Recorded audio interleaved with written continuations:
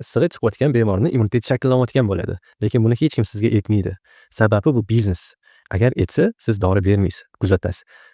Agarda dori bersangiz, bola immuniteti sinadi. Nima qilasiz? Sразу antibiotik, gormon, kapnitsa, qo'shimcha aptekadan dorilar olasiz. Ko'pchilik noto'g'ri tushunadi aytsam. Bolani tana harorati ko'tarilganda tegmang, kuzating desam.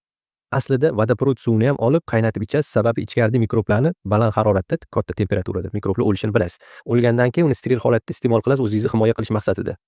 Bolaga mikrob tushdi, mikrob tushgandan keyin markazga yetadi, mikrob tushdi deb. Markaz tana haroratini boshqaradigan termoregulyatsiya markazi bor. U markazga informatsiya boradi va termoregulyatsiya markazi tana haroratini ko'tarishni boshlaydi. Tana harorati ko'tarilgandan keyin bakteriya, mikroblar, viruslar u yerda ko'payish kamayadi tanada. Kamaygandan keyin o'lishni boshlaydi. O'lgandan keyin ma'lum bir qolib ketgan virus va bakteriyalar tana osonroq o'ldira oladi.